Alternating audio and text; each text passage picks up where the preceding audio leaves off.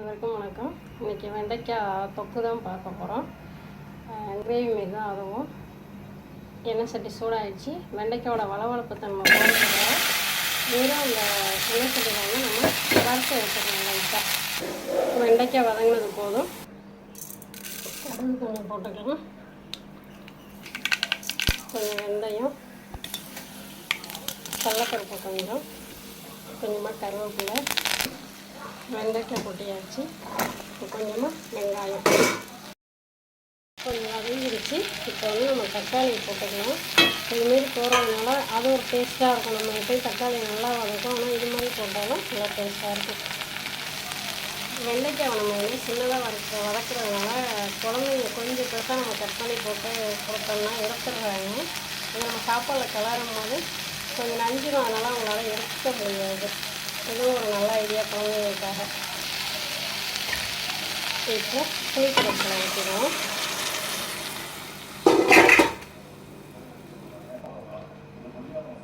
இப்போ பார்த்திங்கன்னா கலந்து வச்ச மசாலா ஒரு ஸ்பூன், காரம் வேண்டியவங்களுக்கு ஒரு ஸ்பூன் கொஞ்சம் கூட போட்டுக்கலாம். கலந்து வச்ச கரம் மசாலா, அது முடிஞ்சளவு கல் உப்பே பயன்படுத்துங்க, குழந்தைங்களுக்கும் நல்லது. இதுமாரி சமையலுக்கெல்லாம் போர் வாட்டர் பயன்படுத்திங்க. ஆரோ வாட்டர் எல்லாத்தையும் பயன்படுத்தாமல் இருக்கிறது தான் நல்லது. எலும்பு தேய்மானம் அதாவது டாக்டர்ஸ் எங்கே சொல்லிகிட்டு இருக்காங்க. நல்லா போர் வாட்டர் அல்லது முனிசிபாலிட்டி வாட்ரு, அதிலெல்லாம் பார்த்திங்கன்னா கொஞ்சம் உப்பு இருக்கும். மூடி போட்டாச்சு.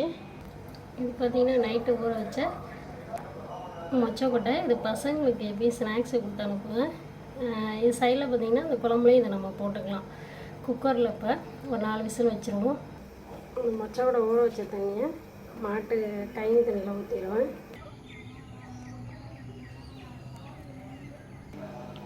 குக்கரில் வந்து மொச்சக்கல்லையும் இதில் சேர்த்துக்கலாம். குக்கரில் எப்படி வெந்திருக்க பாருங்களேன். கொஞ்சம் நிறையா மொச்சை இருந்துச்சு, அதெல்லாம் கொஞ்சம் எடுத்து குழந்தைங்க ஸ்நாக்ஸாக கூட கொடுத்துடலாம். ஹெல்த்தியான வெண்டைக்காய் தொக்கு ரெடி ஆகிடுச்சு. நீங்களும் செஞ்சு பார்த்துட்டு கமெண்ட்லாம் சொல்லுங்கள். சப்ஸ்கிரைப் பண்ணுங்கள். தேங்க்யூ. உங்கள் உஷா.